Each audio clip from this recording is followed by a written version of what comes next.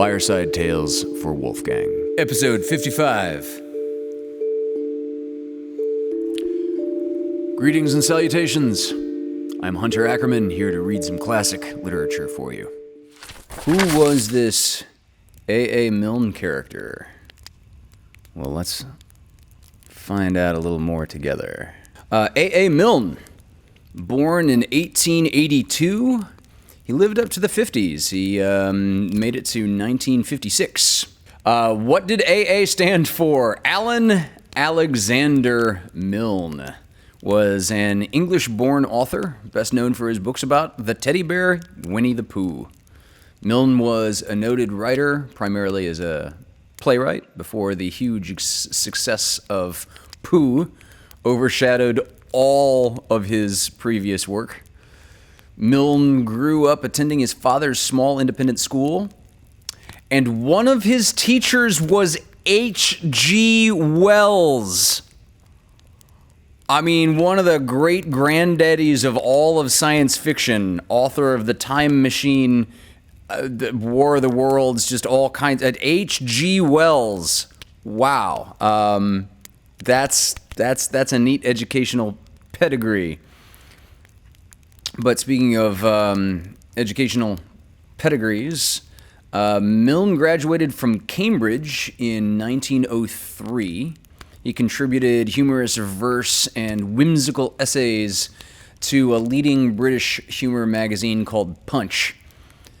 He joined the staff in 1906 and became an assistant editor. During this period, he published 18 plays and 3 novels. Considered, and I cannot say this in an American accent, considered a talented cricket fielder, Milne played for 2 amateur teams that were largely composed of British writers. And get a load of who his teammates were. His teammates included fellow writers J.M. Barrie of Peter Pan fame, Sir Arthur Conan Doyle of Sherlock Holmes fame, and P.G. Wodehouse, the guy that came up with Bertie Wooster and Jeeves.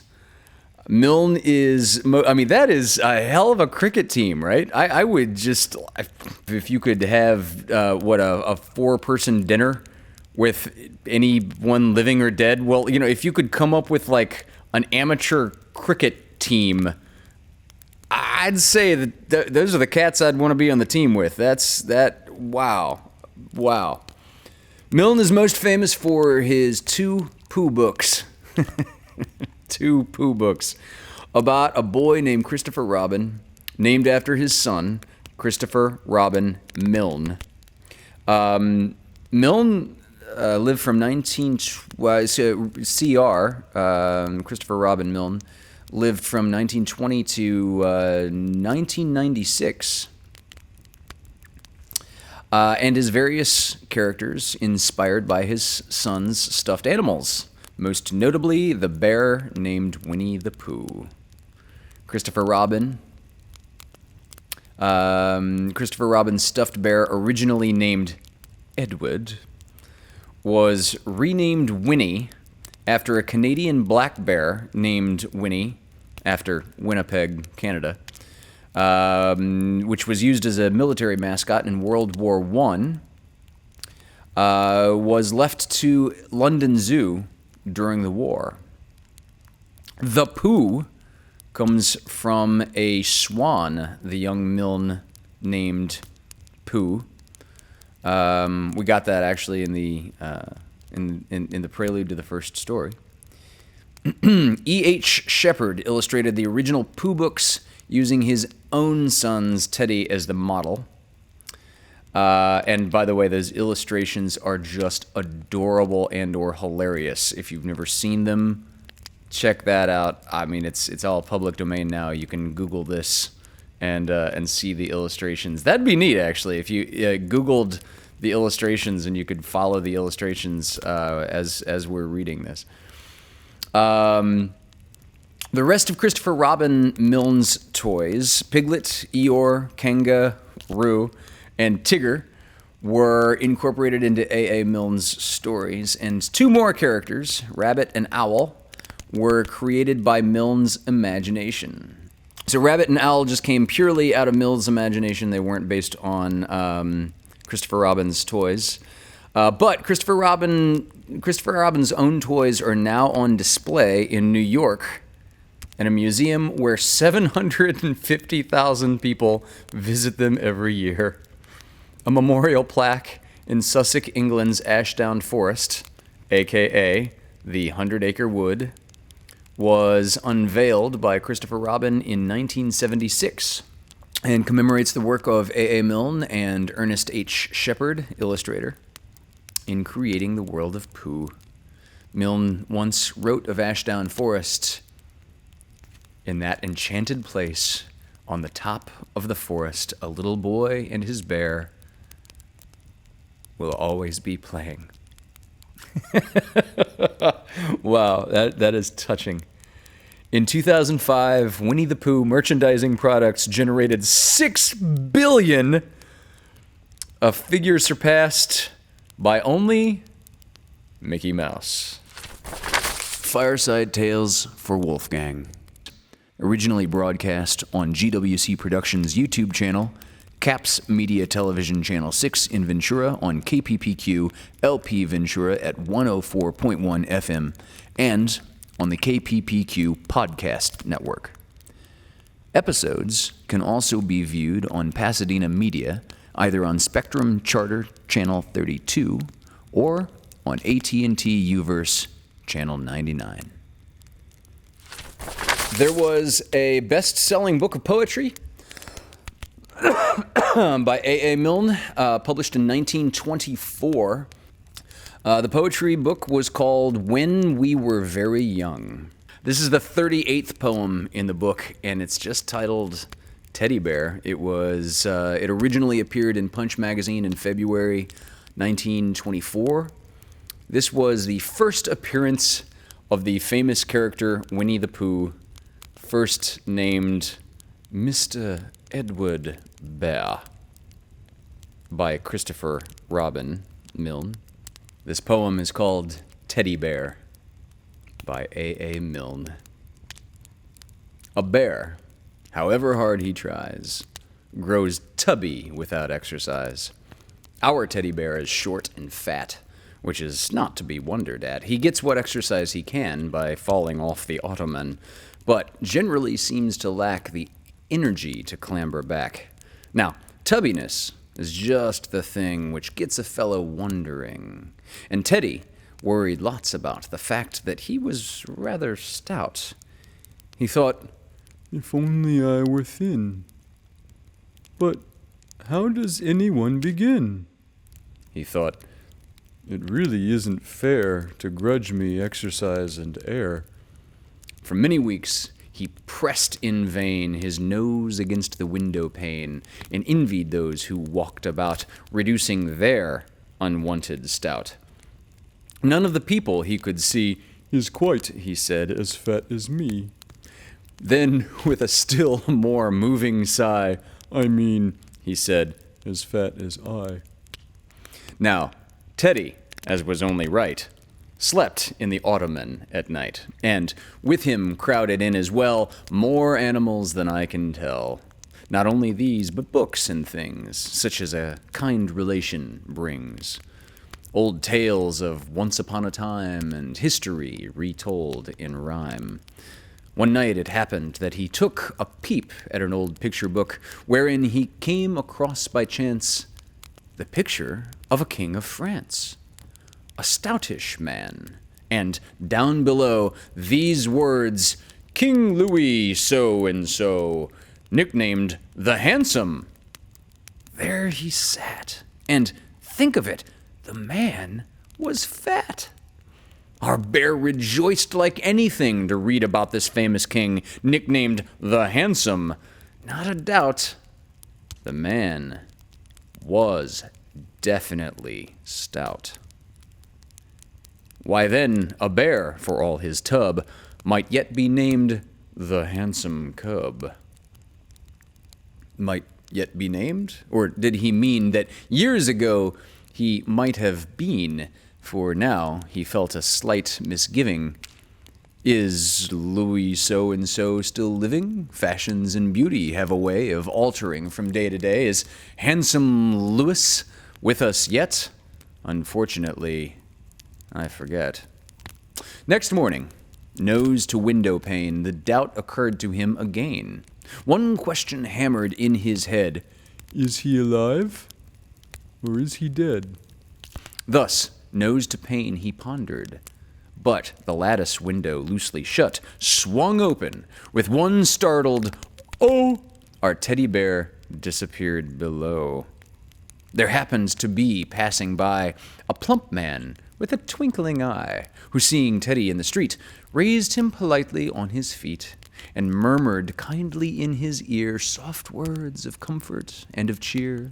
"Well, well, allow me, not at all. Tut, tut, a very nasty fall." Our Teddy answered not a word. It's doubtful if he even heard. Our bear could only look and look the stout man in the picture book. That handsome king, could this be he? This man of adiposity? Impossible, he thought, but still, no harm in asking. Yes, I will. Are you, he said, by any chance, His Majesty, the King of France? The other answered, I am that, bowed stiffly and removed his hat, then said, Excuse me, with an air, but is it Mr. Edward Bear? And Teddy, bending very low, replied politely, Even so. They stood below. They stood beneath the window there, the king and Mr. Edward Bear, and handsome, if a trifle fat, talked carelessly of this and that. Then said his majesty, Well, well, I must get on, and rang the bell. Your bear, I think, he smiled. Good day, and turned and went upon his way. A bear, however hard he tries, grows tubby without exercise. Our teddy bear is short and fat, which is not to be wondered at. But do you think it worries him to know that he is far from slim? No, just the other way about. He is proud of being short and stout.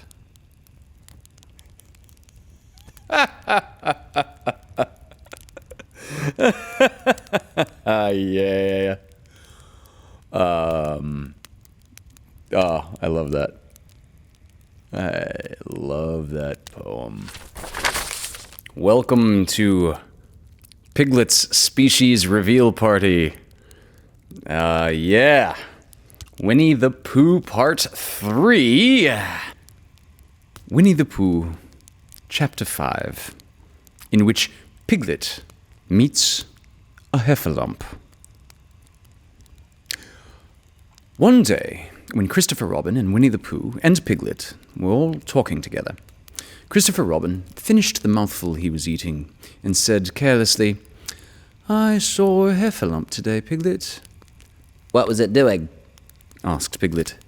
Just lumping along, said Christopher Robin. I don't think it saw me. I saw one once, said Piglet. At least, I think I did, he said. Only, perhaps it wasn't. So did I, said Pooh, wondering what a heffalump was like.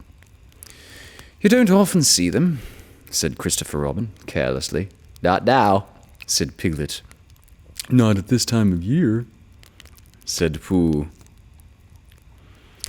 Then they all talked about something else, until it was time for Pooh and Piglet to go home together. At first, as they stumped along the path which edged the 100-acre wood, they didn't say much to each other. But when they came to the stream and had helped each other across the stepping stones and were able to walk side by side again over the heather, they began to talk in a friendly way about this and that, and Piglet said, If you see what I mean, Pooh. And Pooh said, That's just what I think myself, Piglet. And Piglet said, "But on the other hand, Pooh, we must remember." And Pooh said, Quite true, Piglet, although I had forgotten it at the moment. And just then, as they came to the 6 pine trees, Pooh looked round to see that nobody else was listening. I love their version of adult small talk, where they just go back and forth. But on the other hand, we must remember, quite true. It's just what I think myself. With absolutely no bearing or subject matter.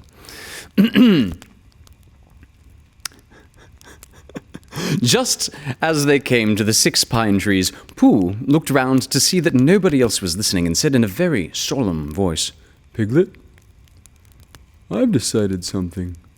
What have you decided, Pooh? I've decided to catch a heffalump. Pooh nodded his head several times as he said this and waited for Piglet to say, "How?"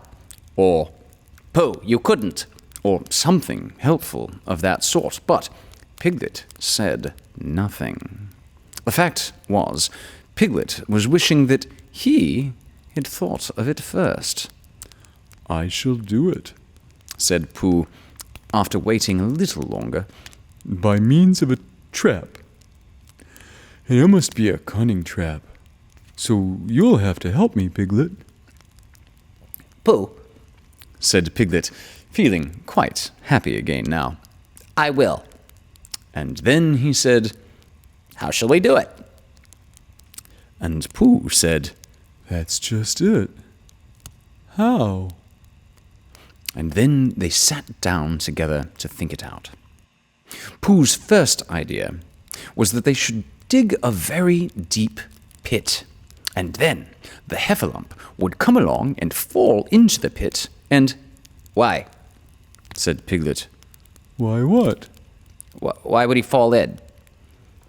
Pooh rubbed his nose with his paw and said that the heffalump might be walking along, humming a little song and looking up at the sky, wondering if it would rain, and so he wouldn't see the very deep pit until he was halfway down, when it would be too late. Piglet said that this was a very good trap, but supposing it were raining already? Pooh rubbed his nose again and said he hadn't thought of that. And then he brightened up and said that if it were raining already, the heffalump would be looking at the sky, wondering if it would clear up.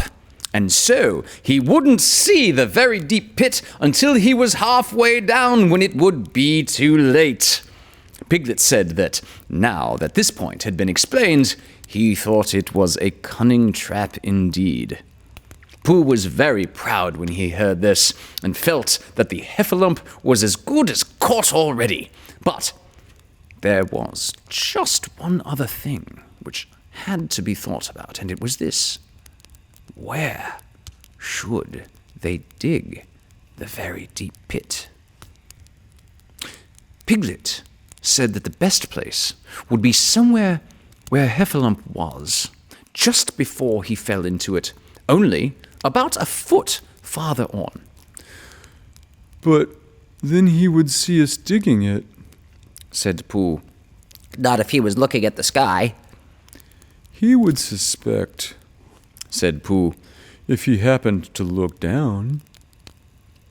He thought for a long time, and then added sadly, It isn't as easy as I thought. I suppose that's why heffalumps hardly ever get caught. That must be it, said Piglet. They sighed and got up, and when they had taken a few gorse prickles out of themselves, they sat down again, and all the time Pooh was saying to himself, If only I could think of something. For he felt sure that a very clever brain could catch a heffalump, if only he knew the right way to go about it. Suppose, he said to Piglet, you wanted to catch me. How would you do it? Well, said Piglet. I should do it like this. I should make a trap, and I should put a jar of honey in the trap, and you would smell it, and you would go in after it, and I would go in after it, said Pooh excitedly. only very carefully so as not to hurt myself. And I would get to the jar of honey, and I should lick around the edges, first of all, pretending that there wasn't any more, you know? And then I should walk away and think about it a little. And then I should come back and start licking in the middle of the jar. And then... Yeah, well, never mind about that. There you would be, and there I should catch you. Now, the first thing to think of is, what do heffalumps like? I should think acorns, shouldn't you? We'll get a lot of... I said, wake up, Pooh! Pooh, who had gone into a happy dream, woke with a start and said that honey was a much more trappy thing than acorns. Piglet didn't think so, and they were just going to argue about it when Piglet remembered that if they put acorns in the trap, he would have to find the acorns. But if they put honey, then Pooh would have to give up some of his own honey. So he said, "All right, honey then," just as Pooh remembered it too and was going to say, All right, acorns. "Honey," said Piglet to himself in a thoughtful way, as if it were now settled. I'll dig the pit while you go and get the honey. Very well, said Pooh, and he stumped off. As soon as he got home, he went to the larder, and he stood on a chair, and he took down a very large jar of honey from the top shelf. It had HUNNY written on it, but just to make sure, he took off the paper cover and looked at it, and it looked just like honey. but you never can tell, Said Pooh. I remember my uncle saying once that he had seen cheese just this color. So he put his tongue in and took a large lick. Yeah, He said, it is. No doubt about that. And honey, I should say, right down to the bottom of the jar. Unless, of course, he said, somebody put cheese at the bottom just for a joke. Perhaps I should go a little further, just in case. In case heffalumps don't like cheese. Same as me. and he gave a deep sigh. I was right. It is honey. Right all the way down. Having made certain of this, he took the jar back to Piglet, and Piglet looked up from the bottom of his very deep pit and said, Got it? and Pooh said, Yeah, but it isn't quite a full jar. and he threw it down to Piglet, and Piglet said, No, it isn't. Is that all you've got left? and Pooh said, Yes. because it was. So Piglet put the jar at the bottom of the pit and climbed out, and they went off home together. Well, good night, Pooh. Said Piglet when they had gotten back to Pooh's house. And we meet at 6 o'clock tomorrow morning by the pine trees and see how many heffalumps we've got in our trap. 6 o'clock, Piglet. Have you got any string No. Why do you want string? to lead them home with? Oh, I think heffalumps come if you whistle. Some do, and some don't. You never can tell with heffalumps. Well, good night. Good night. And off Piglet trotted to his house, Trespassers W, while Pooh made his preparations for bed. Some hours later, just as the night was beginning to steal away, Pooh woke up suddenly with a sinking feeling. He had had that sinking feeling before, and he knew what it meant. He was hungry. So he went to the larder, and he stood on a chair and reached up to the top shelf and found nothing. That's funny, he thought. I know I had a jar of honey there. A full jar. A full jar of honey right up to the top, and it had honey written on it so that I should know it was honey. That's very funny. And then he began to wander up and down, wondering where it was, and murmuring a murmur to himself like this: It's very, very funny. 'Cause I know I had some honey, 'cause it had a label on saying honey. A voluptuous full-up pot too, and I don't know where it's got to. No, I don't know where it's gone. Well, it's funny. He had murmured this to himself 3 times in a singing sort of way, when suddenly he remembered. He had put it into the cunning trap to catch the heffalump. Father, said Pooh. It all comes of trying to be kind to heffalumps. And he got back into bed. But he couldn't sleep. The more he tried to sleep, the more he couldn't.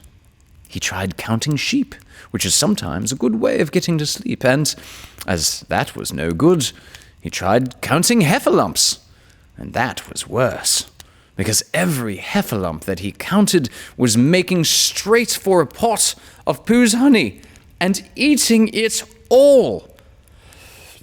For some minutes, he lay there miserably, but when the 587th heffalump was licking its jaws and saying to itself, "Very good honey, this. I don't know when I've tasted better," Pooh could bear it no longer.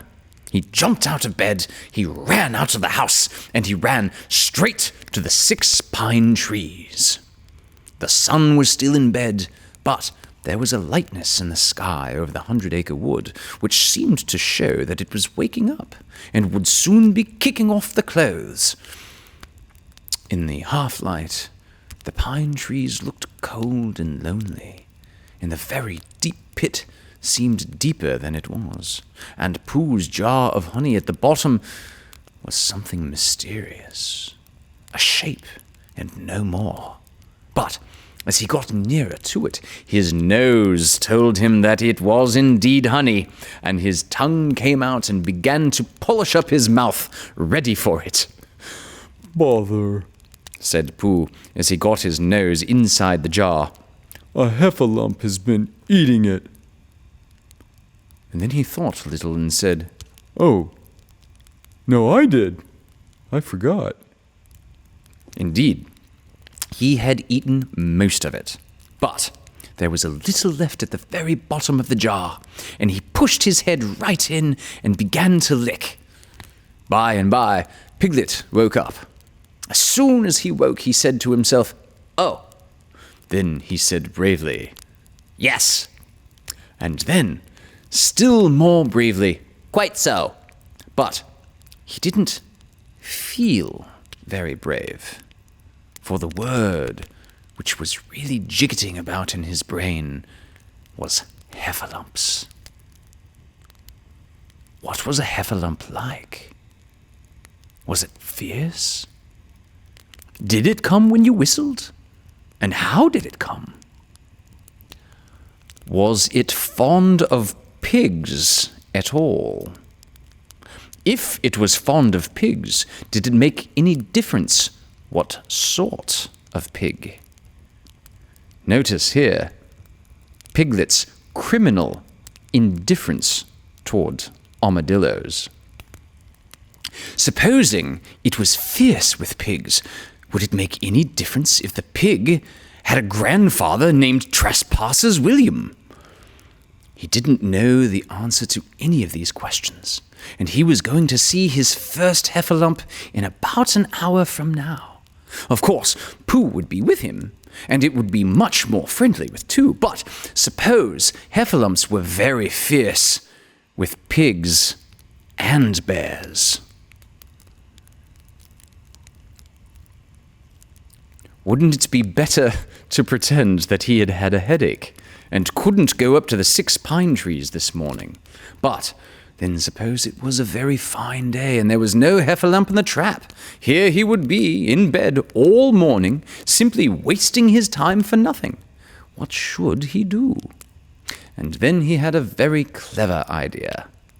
He would go up very quietly to the 6 pine trees now, peep very cautiously into the trap, and see if there was a heffalump there. And if there was, he would go back to bed, and if there wasn't, he wouldn't. So, off he went. At first, he thought that there wouldn't be a heffalump in the trap, and then he thought that there would. And as he got nearer, he was sure that there would, because he could hear it heffalumping about in the pit like anything. "Oh dear, oh dear, oh dear," said Piglet to himself, and he wanted to run away. But somehow, having got so near, he felt that he must just see what a heffalump was like. So he crept to the side of the trap, and he looked in. And all the time, Winnie the Pooh had been trying to get the honey jar off his head. The more he shook it, the more tightly it stuck. "Bother," he said inside the jar, and, "Oh, help." and mostly, "Oh." and he tried bumping it against things, but as he couldn't see what he was bumping it against, it didn't help him. And he tried to climb out of the trap, but as he could see nothing but jar, and not much of that, he couldn't find his way. So, at last, he lifted up his head, jar and all, and made a loud, roaring noise of sadness and despair. And it was at that moment that Piglet looked down. "Help! Help!" cried Piglet. "A heffalump! A horrible heffalump!" And he scampered off as hard as he could, still crying out, "Help! Help! A hellable hopfalump! Hoff! Hoff! A hellable haralump! Hole! Hole! A hoffable hellerup!" And he didn't stop crying and scampering until he got to Christopher Robin's house. "Whatever is the matter, Piglet?" said Christopher Robin, who was just getting up. "Heff!" said Piglet, breathing so hard that he could hardly speak. A heffalump! "Where?" Up there! said Piglet, waving his paw. "What did it look like?" It had the biggest head you ever saw, Christopher Robin. A great enormous thing, like nothing, like a huge big. I don't know, like what, like an enormous big nothing, like a jar." "Well," said Christopher Robin, putting on his shoes, "I shall go and look at it. Come on." Piglet wasn't afraid if he had Christopher Robin with him, so off they went. "I can hear it, can't you?" said Piglet anxiously as they got near. "I can hear something," said Christopher Robin. It was Pooh, bumping his head against a tree root he had found. "There," said Piglet, "isn't it awful?" and he held on tight to Christopher Robin's hand. Suddenly, Christopher Robin began to laugh, and he laughed, and he laughed, and he laughed. And while he was laughing, crash went the heffalump's head against the tree root. Smash went the jar, and out came Pooh's head again.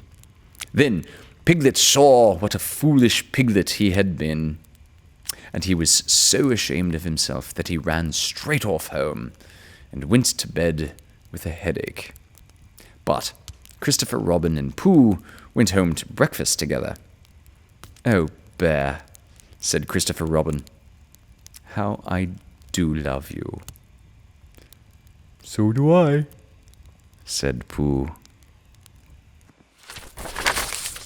And now for Ask Hunter Anything, where I answer questions submitted by you, the viewers.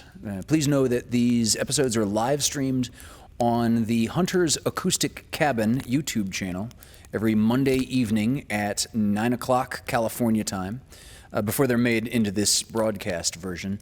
So you may hear reference to those who chat with me during my answers. And hey, if you have a question that you would like answered on Fireside Tailes for Wolfgang, email me using the email address AskHunterAnything@gmail.com. It's just a life's hobby, passion, ambition, whatever you want to call it, of mine. I'm just a really big fan of really good questions. Spent my entire life cultivating the best questions that I could possibly find. And I'd like to hear what questions that you have that you would put into that category. The first question comes from Christina Bielen from Simi Valley. At what point in history did humans name our planet Earth, or did we just refer to the ground as Earth? Really, just how far back did that start? Okay, excellent question. So I'll answer the question first from the etymology of the word Earth.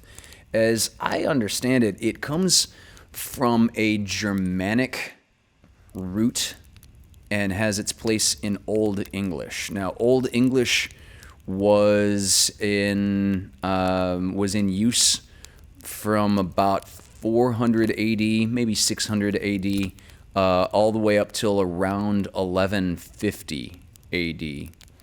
I don't think the word Earth itself made it into print until about 1,000 years ago. I'll give you the round number answer that maybe as much as 1,500 years ago, but 1,000. At least 1,000 years ago. So not as old as the Bible, not nearly as old as the Torah, but older than modern English, to be sure. Now, the interesting thing about the question, though, is so the word evolved, right? Originally, it just meant dirt, soil, in the same way that a farmer might refer to the earth. He's not actually talking about the planet. He's talking about, a handful of something that you can pick up from a field. And that concept evolved. Now, that concept, I'm sure, also predates the English language.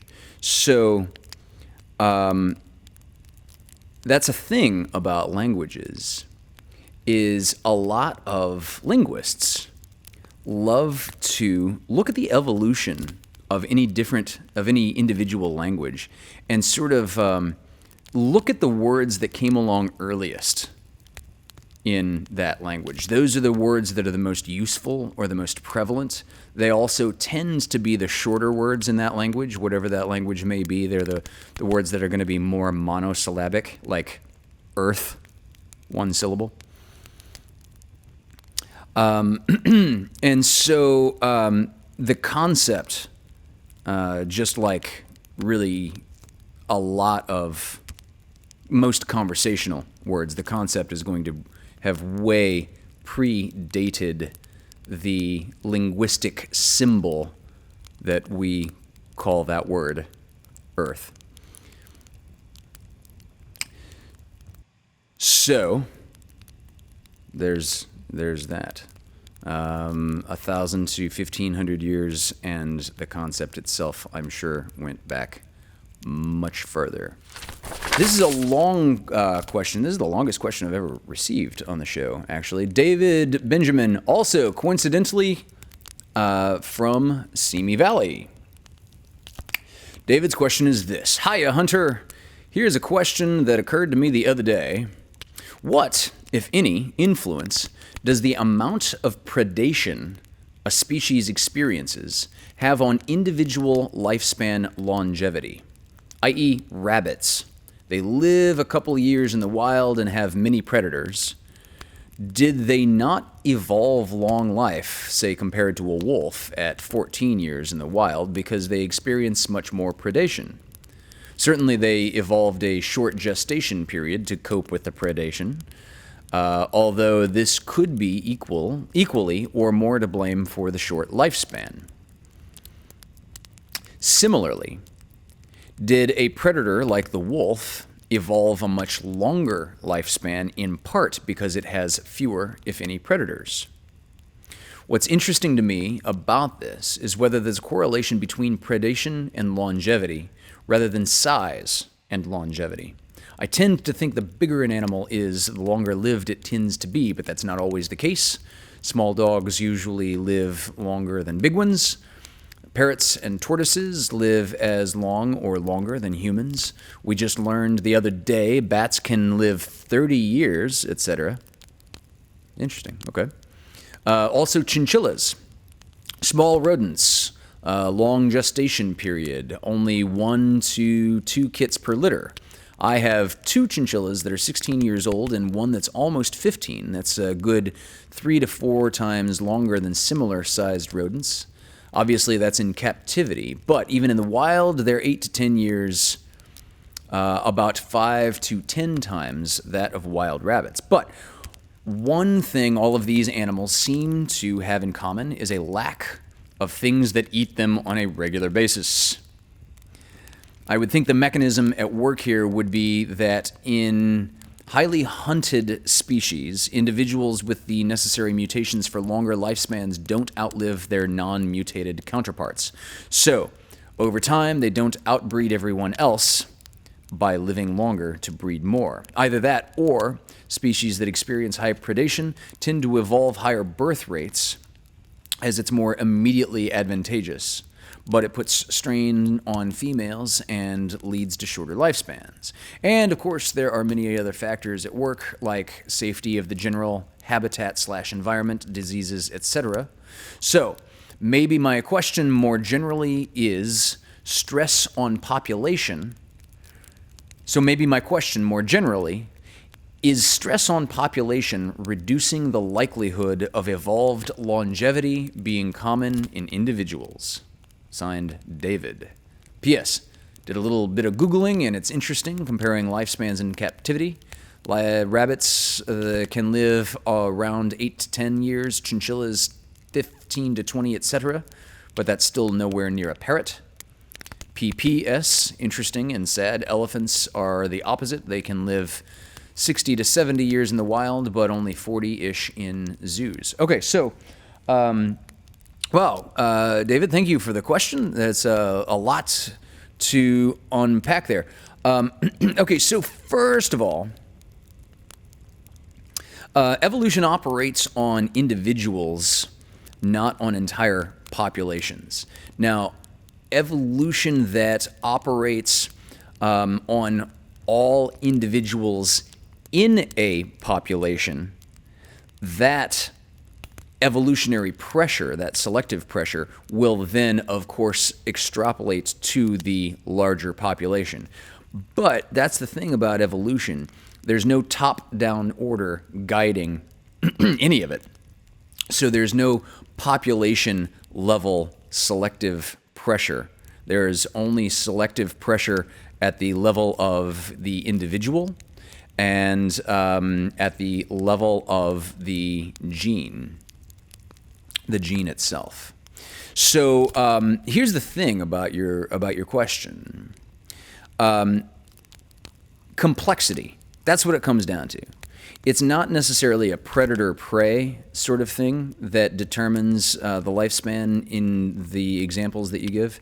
It's that complex creatures need more time to develop as individuals. And that's why humans, for example, our individuals of our species don't reach maturity until, what do you want to call it, 20? And even there, like, you look at a 20-year-old college kid and you don't say, what a mature individual. The point is, we because of it, our extremely complex brains take a very long time to fully mature.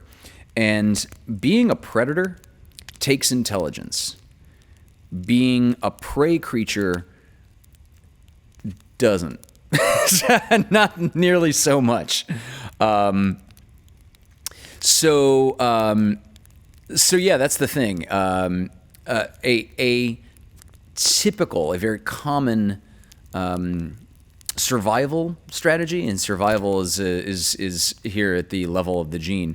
A very typical strategy that prey creatures then end up evolving is numerous offspring with very short gestational periods that take virtually no time to mature. But again, this is really a question of complexity. There is this formula out there that relates mammalian lifespan in terms of months to 3 factors, and one of those is brain weight, one of those is body weight, and one of those is metabolic rate. And the brain weight hugely makes this number larger.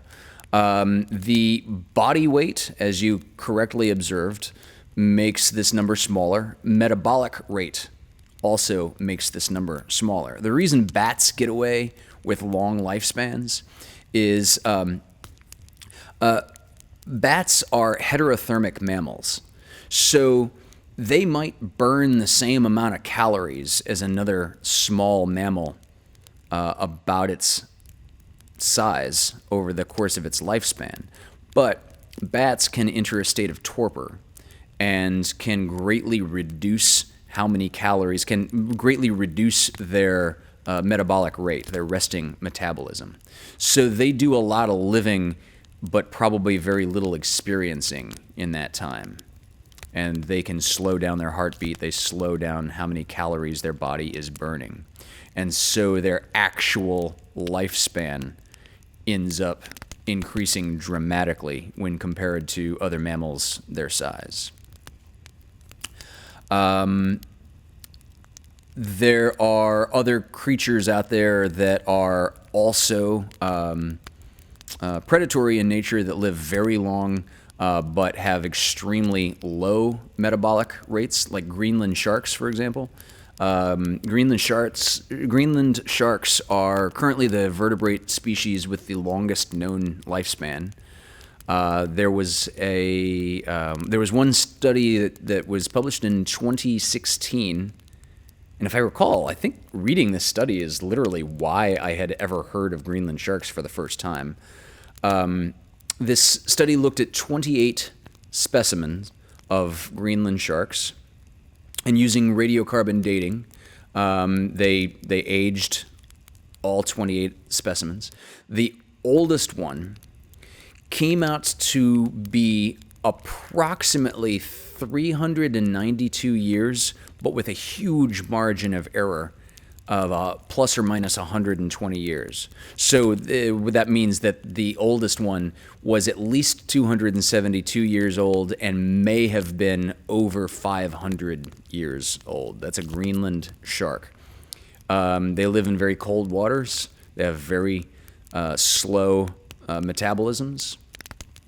But they're predators, but they're not particularly intelligent. Their nervous system is not particularly complex, certainly not in comparison to a mammal. On the other hand, talk about your complex-brained predatory creatures. The phenomenon that humans call menopause is only happens in a very few other species. Killer whales, humans. There's another thing called a false killer whale, which is actually a very large dolphin. Short-finned pilot whales, beluga whales, and narwhals. Narwhals, they're the unicorn of the sea with the single horn. That was as of 2018, as I recall, was the last expansion of that list. All of these creatures go through menopause because these are all creatures that have group learning, have culture, have family units. These are creatures where to have a grandmother, a wise grandmother that is in your pod or in your tribe who has seen most of the threats that face our group, that grandmother's genes are best spread by ensuring that her children and that her grandchildren, and in a lot of cases that her great-grandchildren, receive the benefit of her wisdom. So there has evolved a biological cutoff point where the danger of just having more kids, this is exactly the opposite now of the rabbit strategy, where the individual has passed a threshold where the danger of giving birth to more children is far outweighed by the advantage of making sure that all her wisdom possible is transmitted to her children and great-grandchildren. So, yeah, and the narwhal horn is indeed actually a tooth. Do radio and microwave telescopes see a part of the spectrum that's beyond even infrared? Yeah.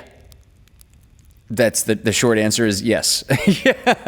Hence, the cosmic microwave background started out as much shorter wavelengths, but due to cosmic expansion. Yeah, no, that's they have indeed been stretched out to microwave wavelengths.